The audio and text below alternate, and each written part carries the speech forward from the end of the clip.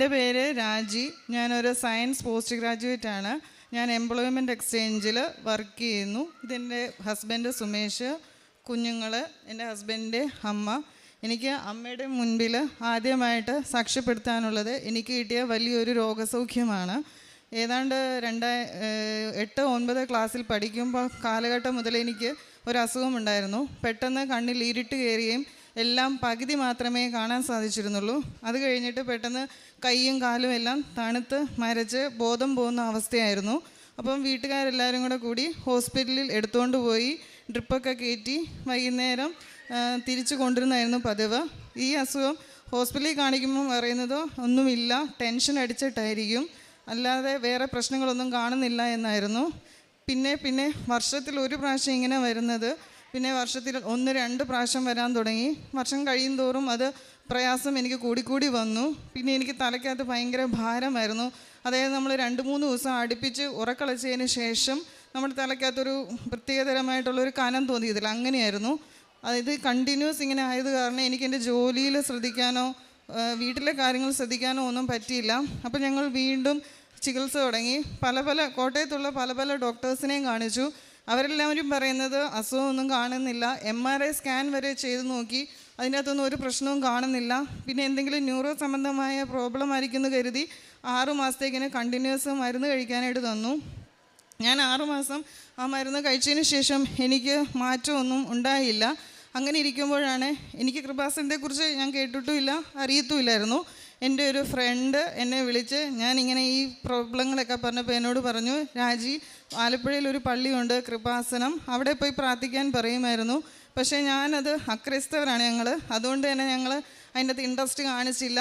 ഈ കൃപാസനത്തെക്കുറിച്ച് പറയുമ്പോൾ തന്നെ ഞാൻ വിഷയം മാറ്റി വേറെ കാര്യങ്ങൾ പറഞ്ഞ് വിഷയം മാറ്റുമായിരുന്നു. അങ്ങനെ ഒരു ദിവസം വീണ്ടും എനിക്കിങ്ങനെ കണ്ണിൽ ഇരുട്ട് കയറി ഭയങ്കര ബുദ്ധിമുട്ട് വന്നു. അപ്പോൾ കോട്ടയത്ത് വേറെ ഹോസ്പിറ്റൽ ഡോക്ടേഴ്സ് ഇനിയും കാണിക്കാനില്ല. അപ്പോൾ ഞാൻ ഈ ഫ്രണ്ടിനെ തന്നെ എനിക്ക് വിളിക്കേണ്ടി വന്നു, വേറെ ഏതെങ്കിലും പരിചയത്തിൽ ഡോക്ടർ ഉണ്ടോ എന്ന് അറിയാൻ വേണ്ടിയിട്ട്. അപ്പോൾ എനിക്ക് ആ ഫ്രണ്ട് ആദ്യമായിട്ട് റെഫർ ചെയ്ത് തന്ന ഡോക്ടറെ എൻ്റെ അമ്മ മാതാവിനെയായിരുന്നു. അങ്ങനെ ഞങ്ങൾ മനസ്സോടെ ആ ഫ്രണ്ടിൻ്റെ നിർബന്ധത്തിന് വഴങ്ങി ഞാനും ഹസ്ബൻഡും കൂടെ എന്താണ് കൃപാസനം എന്ന് അറിയാൻ വേണ്ടി മാത്രം ഇവിടെ ഒരു ദിവസം വന്നു. പക്ഷേ എന്തോ ഇവിടെ കയറി വന്നപ്പോൾ തന്നെ എനിക്ക് പെട്ടെന്ന് എന്തോ ഒരു പറഞ്ഞറിയിക്കാൻ പറ്റാത്ത ഒരു ഫീലിംഗ് ആയിരുന്നു. തൊട്ടടുത്ത ദിവസം തന്നെ ഞങ്ങൾ വന്ന്, അന്ന് ഞങ്ങൾ വൈകുന്നേരം ആയപ്പോഴാണ് വന്നത്. അതുകൊണ്ട് തൊട്ടടുത്ത ദിവസം തന്നെ ഞങ്ങൾ വന്ന് 2023 ഏപ്രിൽ 2-ാം തീയതി ഞങ്ങൾ ഉടമ്പടി എടുത്തു. ഞങ്ങൾ രാവിലത്തെ പ്രഭാത പ്രാർത്ഥനയും സന്ധ്യാപ്രാർത്ഥനയും വളരെ കറക്റ്റായിട്ട് ചെയ്യുമായിരുന്നെങ്കിലും ബാക്കി ഉടമ്പടി നിബന്ധനകളൊന്നും ചെയ്തിരുന്നില്ല. അക്രൈസ്തവരായതുകൊണ്ട് തന്നെ പള്ളിയിൽ പോകുന്നതും മറ്റും പുറത്തിറങ്ങിയാൽ പ്രശ്നമാവുമല്ലോ എന്ന് കരുതി ഞങ്ങൾ ഈ പ്രാർത്ഥന മാത്രമാണ് ചൊല്ലിക്കൊണ്ടിരുന്നത്. പക്ഷേ എങ്കിൽ പ്രാർത്ഥന കറക്റ്റായിട്ട് ചെല്ലുമായിരുന്നു. അതിൻ്റെ ഫലമായിട്ട് എൻ്റെ അമ്മ മാതാവിനോടും എൻ്റെ ഉണ്ണിയോശയോടും എനിക്ക് എന്തെന്നില്ലാത്ത ഭയങ്കര അടുപ്പവും സ്നേഹവും ഒക്കെ തുടങ്ങി. 2-3 പ്രാവശ്യം മാസം കഴിഞ്ഞതിന് ശേഷമാണ് ഞാൻ മനസ്സിലാക്കിയത് എൻ്റെ ഈ പ്രയാസവും അസുഖവും കണ്ണിൽ ഇരുട്ട് കയറുന്ന അസുഖം എനിക്ക് ഈ 2-3 മാസമായിട്ട് വന്നിട്ടില്ലല്ലോ എന്ന് തന്നെ ഞാൻ ഓർത്തത്. അപ്പോൾ ആണ് എനിക്ക് മനസ്സിലായത് നമ്മൾ ഉടമ്പടി നിബന്ധനകളൊന്നും പാലിച്ചില്ല എങ്കിലും ബഹുമാനപ്പെട്ട ജോസഫ് അച്ഛൻ പറയുന്ന പോലെ ഇൻസെൻറ്റീവായിട്ട് എനിക്കൊരു അനുഗ്രഹം തന്നതാണെന്ന്. അങ്ങനെ അതിന് ശേഷം ആ ഉടമ്പടി എടുത്തതിന് ശേഷം എനിക്ക് ഇന്നേ വരെ 2023 ഏപ്രിൽ 2-ന് ശേഷം എനിക്ക് ഇന്നേ വരെ ആ ഒരു അസുഖം പിന്നീട് വന്നിട്ടില്ല. അതിന് എൻ്റെ അമ്മ മാതാവിനും ഉണ്ണി ഈശോയ്ക്കും കോടാനുകോടി നന്ദി അർപ്പിക്കുന്നു. പിന്നെ ഞാൻ അടുത്ത ഒരു നിയോഗം വെച്ചിരുന്നത് ഞങ്ങൾക്ക് 2ാമതൊരു കുഞ്ഞിനെ തരണമെന്നായിരുന്നു. 2018 മുതൽ ഞങ്ങൾ അതിനുവേണ്ടി ശ്രമിച്ചിരുന്നു. 2 പ്രാവശ്യം പ്രഗ്നൻ്റ് ആകുകയും ചെയ്തു. പക്ഷേ എങ്കിൽ 2-3 ആഴ്ച കഴിയുമ്പോഴത്തേക്കിന് ഇത് നാച്ചുറലി ബ്ലീഡിങ് ആയി പോവുകയായിരുന്നു പതിവ്. അങ്ങനെ 2019 വീണ്ടും പ്രഗ്നൻ്റായി. 3-ാം മാസത്തിൽ അത് അബോഷനായി പോയി. ഇങ്ങനെ കണ്ടിന്യൂസ് അബോഷൻ ആകുന്നത് നമ്മളൊരു കോട്ടയത്തെ ഒരു പ്രശസ്ത ഹോസ്പിറ്റലിൽ കൊണ്ട് കാണിച്ചു. ഹോസ്പിറ്റലിൽ കാണിച്ചപ്പോഴാണ് അവർ ഞങ്ങളുടെ 2 പേരും ടെസ്റ്റ് ചെയ്തു. എനിക്ക് AMH ഹോർമോൺ കുറവാണെന്നും പിന്നെ തൈറോയിഡിൻ്റെ പ്രോബ്ലവും പിന്നെ അബോഷൻ ഹിസ്റ്ററി ഇങ്ങനെ കണ്ടിന്യൂസ് വരുന്നതുകൊണ്ടും നാച്ചുറലി ഇനി നിങ്ങൾക്ക് കൺസീവ് ആകാൻ പറ്റത്തില്ല, IUI അല്ലെങ്കിൽ IVF മാത്രമേ സാധ്യമാവുള്ളൂ എന്ന് ഡോക്ടർമാർ പറഞ്ഞു. അതനുസരിച്ച് ഞങ്ങൾ 2 പ്രാവശ്യം IUI ചെയ്ത്. ഈ IUI ചെയ്ത് നമ്മൾ ഈ ഉടമ്പടിയിലായിരുന്നപ്പോൾ തന്നെയാണ്, പക്ഷേ ഉടമ്പടി നിബന്ധനകളൊന്നും പാലിച്ചിരുന്നില്ല. അങ്ങനെ ഞങ്ങൾ 2 പ്രാവശ്യം IUI ചെയ്തതിന് ശേഷം പോസിറ്റീവ് ഒന്നും ആയില്ല. 3-ാമത്തെ പ്രാവശ്യം ഇവിടെ ഉടമ്പടി പുതുക്കാൻ വന്നപ്പോഴാണ് ഞങ്ങൾ ഉടമ്പടി കറക്റ്റായിട്ട് പുതുക്കിക്കൊണ്ടിരുന്നു. സന്ധ്യാപ്രാർത്ഥനയും പ്രഭാത പ്രാർത്ഥനയും മതം ചൊല്ലിക്കൊണ്ടിരുന്നു. അങ്ങനെ മൂന്നാമത്തെ പ്രാവശ്യം ഇവിടെ ഉടമ്പടി പുതുക്കാൻ വന്നപ്പോൾ ഞങ്ങൾക്ക് അറിയാവുന്ന ഒരു ചേട്ടനെ ഇവിടെ കാണുകയും അവരവരുടെ കാര്യങ്ങളെല്ലാം പറഞ്ഞപ്പോഴാണ് ഞങ്ങൾക്ക് മനസ്സിലായത് ഉടമ്പടി എന്ന് പറയുന്നത് പ്രാർത്ഥിക്കുന്ന ഒരു പ്രാർത്ഥനയല്ല, ചെയ്യുന്ന പ്രാർത്ഥനയാണെന്ന്. ബഹുമാനപ്പെട്ട ജോസഫ് അച്ഛൻ പറയുന്നതിൻ്റെ അർത്ഥം മനസ്സിലായത്. ഞങ്ങൾ അന്ന് മുതൽ തന്നെ കറക്റ്റായിട്ട് ഉടമ്പടി നിബന്ധനകളൊക്കെ പാലിക്കാൻ തുടങ്ങി. പത്രം കൊടുത്തു കറക്റ്റായിട്ട്. ആദ്യം പ്രാവശ്യമൊക്കെ പത്രം കൊടുക്കുന്നത് ഞങ്ങൾ മേടിച്ച് വീട്ടിൽ വെക്കത്തേ ഉള്ളായിരുന്നു, കൊടുക്കത്തില്ലായിരുന്നു. പിന്നെ ഞങ്ങൾ കറക്റ്റായിട്ട് പത്രം കൊടുത്തു. കാരുണ്യപ്രവൃത്തി ഒന്നും ചെയ്തിട്ടേ ഇല്ലെന്ന് പറയാം. അങ്ങനെ നല്ല ദൈവസ്നേഹത്തോടെ തന്നെ കാരുണ്യപ്രവൃത്തിയും മറ്റുമൊക്കെ ചെയ്യാൻ തുടങ്ങി. അതിൻ്റെ ഫലമായി ആ കാരുണ്യപ്രവൃത്തിയും പ്രേക്ഷിത പ്രവർത്തനം ചെയ്യാൻ തുടങ്ങി ആ മാസം തന്നെ ഞാൻ കൺസീവായി ഹോസ്പിറ്റലിൽ ചെന്ന് സ്കാൻ ചെയ്തപ്പോഴത്തേക്കിന് ഡോക്ടർ പറഞ്ഞു ബീറ്റ HCGയുടെ വാല്യൂ അനുസരിച്ച് സാക്ക് കാണേണ്ട സമയമാണ്, പക്ഷേ സാക്ക് കാണുന്നില്ല, അതുകൊണ്ട് ഇത് ഹെൽത്തി പ്രഗ്നൻസി അല്ല, ഇത് മിക്കവാറും അബോർഷനാകും, എന്താണേലും നമുക്കൊരു 1-2 ദിവസം വെയിറ്റ് ചെയ്യാമെന്ന് പറഞ്ഞു. അപ്പം ഞങ്ങൾ ഹോസ്പിറ്റലിൽ നിന്ന് ഇറങ്ങി നേരിട്ട് ഇങ്ങോട്ട് അമ്മ മാതാവിൻ്റെ അടുത്ത് വന്ന് കരഞ്ഞു പ്രാർത്ഥിച്ചു. ബഹുമാനപ്പെട്ട ജോസഫ് അച്ഛനെ കണ്ട് പ്രാർത്ഥിച്ച് അച്ഛൻ സൈത്ത് വയറ്റിൽ പുരട്ടാൻ തരികയും കാശുരൂപം തരികയും ചെയ്തു. അതിനുശേഷം ഞങ്ങൾ പ്രാർത്ഥന വളരെ ശക്തമായി ചെയ്യാൻ തുടങ്ങി.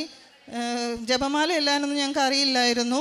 അപ്പോൾ ഞാൻ ഒരു ഫ്രണ്ടിനോട് ചോദിച്ച് ഞങ്ങളത് പഠിച്ച് ജപമാല എല്ലാം തുടങ്ങി. ഹോസ്പിറ്റലിൽ എപ്പം പോയാലും സ്കാനിങ്ങിനോ ചെക്കപ്പിനോ എന്തു പോയാലും ഞാൻ ജപമാല ചൊല്ലിയതിന് ശേഷം മാത്രമേ ഇറങ്ങുമായിരുന്നുള്ളൂ. അതിന് രാവിലത്തെയും വൈകിട്ടത്തെയും പ്രാർത്ഥനയ്ക്ക് ശേഷം ഉടമ്പടി തൈലം, വിശുദ്ധ തൈലം വയറ്റിൽ പുരട്ടുകയും ഉപ്പ് സേവിക്കുകയും തേൻ പുരട്ടുകയും ഒക്കെ ചെയ്തിരുന്നു. എനിക്ക് 3-ാം മാസം ആയപ്പോഴത്തേന് ഇൻഫ്ലുവൻസ വന്നു. ഭയങ്കര പനിയും ചുമയുമായിട്ട് ഹോസ്പിറ്റലിൽ അഡ്മിറ്റായി. ആ സമയത്ത് ഹൈ ടെമ്പറേച്ചർ വരുമ്പോൾ പാരസെറ്റമോൾ കഴിക്കും, ചുമ വരുന്ന ആൻറ്റിബയോട്ടിക്സ് ഒക്കെ തന്നു. ഞാൻ പക്ഷേ ഒറ്റ ആൻറ്റിബയോട്ടിക്സും കഴിച്ചില്ല. അമ്മ മാതാവിൻ്റെ വിശുദ്ധ ഉപ്പ് വിശ്വാസ പ്രമാണം ചൊല്ലി ചൂടുവെള്ളത്തിൽ കഴിച്ച് മാത്രമാണ് എൻ്റെ അസുഖം മാറിത്തന്നത്. അങ്ങനെ എൻ്റെ ഡെലിവറി 2025 ജനുവരി 10-ന് അമ്മ മാതാവ് ആരോഗ്യമുള്ള ഒരു പെൺകുഞ്ഞിനെ തന്നു. അതുവരെ ഒരു സ്കാനിങ്ങിൽ പോലും ഒരു ചെറിയ പ്രശ്നം പോലും ഇന്നേ വരെ പറഞ്ഞിട്ടില്ല. അങ്ങനെ അമ്മ മാതാവ് ഒരു പെൺകുഞ്ഞിനെ തന്ന് അനുഗ്രഹിച്ചു. ഞാൻ കൺസീവായ 2024 മെയ് മാസത്തിൽ തന്നെ ഞങ്ങൾക്കറിയായിരുന്നു ഇത് ഞങ്ങളുടെ ഒരു മെറിറ്റ് കൊണ്ടുമല്ല, അമ്മ മാതാവ് തന്ന കുഞ്ഞാണ്. അതുകൊണ്ട് ഞങ്ങളുടെ ആഗ്രഹം പോലെ ഒരു പെൺകുഞ്ഞിനെ തന്നെ അമ്മ മാതാവ് തരുകയുള്ളൂ എന്ന് ഞങ്ങൾക്ക് അറിയാമായിരുന്നു. അതുകൊണ്ട് തന്നെ ഞങ്ങൾ അന്ന് തന്നെ തീരുമാനിച്ചു അമ്മ മാതാവ് ഇരുന്ന കുഞ്ഞിനെ എല്ലാവരും അമ്മ മാതാവ് തന്നെന്ന് അറിയിക്കാൻ വേണ്ടി തന്നെ മരിയപ്രിയ എന്ന് പേരിടാമെന്ന്. പിന്നെ മരിയപ്രിയ എന്ന് പേരിട്ടതിൻ്റെ പിറകിൽ മറ്റൊരു കാര്യം കൂടെ ഉണ്ട്. ഞങ്ങൾ അക്രൈസ്തരായതുകൊണ്ട് തന്നെ എന്തുകൊണ്ടാണ് കുഞ്ഞിന് മരിയപ്രിയ എന്ന് പേരിട്ടെന്ന് എല്ലാവരും ചോദിക്കും. അപ്പോൾ എനിക്ക് എല്ലാവരോടും അഭിമാനത്തോടെ പറയാൻ വേണ്ടി മരിയപ്രിയ അമ്മ മാതാവ് തന്ന കുഞ്ഞാണ്, അമ്മയുടെ നാമം മഹത്വപ്പെടുത്തട്ടെ. പിന്നെ ഇവിടെ സാക്ഷ്യപ്പെടുത്താൻ പറ്റാത്ത വേറെ കുറേ കാര്യങ്ങൾ സമയപരിധി മൂലം പറയാൻ പറ്റുന്നില്ല. വലുതും ചെറുതുമായ ഒത്തിരി അനുഗ്രഹങ്ങൾ അമ്മ മാതാവ് എനിക്കും എൻ്റെ കുടുംബത്തിനും തന്നിട്ടുണ്ട്. എല്ലാത്തിനും എൻ്റെ അമ്മ മാതാവിനും ഈശോയ്ക്കും കോടാനുകോടി നന്ദി പറയുന്നു.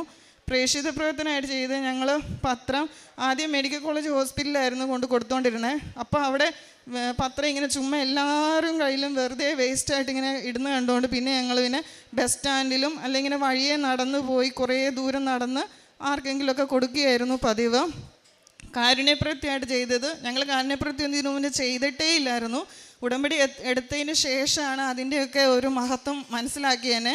ഞങ്ങൾ നവജീവനിൽ എല്ലാ മാസവും അല്ലെങ്കിൽ പൊതിയുണ്ടാക്കി കൊടുക്കും, അല്ലെങ്കിൽ നവജീവനിൽ നമ്മളെക്കൊണ്ട് പറ്റുന്ന പോലെ എന്തെങ്കിലും എല്ലാ മാസവും വസ്ത്രമായിട്ടും അരി അങ്ങനെ എന്തെങ്കിലുമൊക്കെ കൊടുക്കുകയാണ് പതിവ്. എൻ്റെ ഹസ്ബൻഡിന് കിട്ടിയ ഒരു രോഗസൗഖ്യം ഹസ്ബൻഡ് പറയും. Ave Maria. എൻ്റെ പേര് സുമേഷ്, മനോരമയിൽ വർക്ക് ചെയ്യുന്നു. എനിക്ക് 2022 മുതൽ കടുത്ത ഗ്യാസ്ട്രൈറ്റിസിൻ്റെ പ്രോബ്ലമായിരുന്നു. മരുന്ന് കഴിക്കുമ്പോൾ കുറയും, പിന്നെയും ഇത് കണ്ടിന്യൂസ് ആയിട്ട് വന്നുകൊണ്ടിരുന്നു. അവസാനം ഡോക്ടർ പറഞ്ഞു എൻഡോസ്കോപ്പി ചെയ്ത് നോക്കാമെന്ന് പറഞ്ഞു. അങ്ങനെ എൻഡോസ്കോപ്പിയിൽ അന്നനാളത്തിലും ആമാശയത്തിലും തൊലി പോകുന്ന ക്രോണിക് ഗ്യാസ്ട്രൈറ്റിസ് ആണെന്ന് പറഞ്ഞു. പിന്നെയും മരുന്ന് കഴിച്ചുകൊണ്ടേയിരുന്നു. പക്ഷേ ഒരു തരത്തിലും ഒരു കുറവുണ്ടായില്ല. അടിവയറ്റിൽ വീർത്തിരിക്കുന്ന പോലെയൊക്കെ തോന്നിക്കൊണ്ടിരുന്നു. അവസാനം വൈഫ് പറഞ്ഞു നമുക്ക് ഉടമ്പടിയിൽ ഒരു നിയോഗമായി രോഗശാന്തിക്കായിട്ട് രോഗസൗഖ്യത്തിനായിട്ട് ഈ നിയോഗം വെക്കാമെന്ന്. അങ്ങനെ ഇവിടുത്തെ ഉപ്പും തേനും കഴിച്ചതിൻ്റെ ഫലമായും രാവിലെയും വൈകിട്ടും ജപമാല ചൊല്ലിയതിൻ്റെയും ഫലമായിട്ടും എനിക്ക് രോഗശാന്തി ഉണ്ടായി. ഇപ്പോൾ രോഗം പൂർണ്ണമായി ഭേദമായിരിക്കുന്നു. സ്വഭാവത്തിലൊക്കെ മാറ്റം വന്നു. ദൈവത്തോട് കൂടുതൽ എടുക്കുവാനായിട്ട് ഞങ്ങൾ സാധിച്ചു. അമ്മയുടെ നാമം മഹത്വപ്പെടട്ടെ.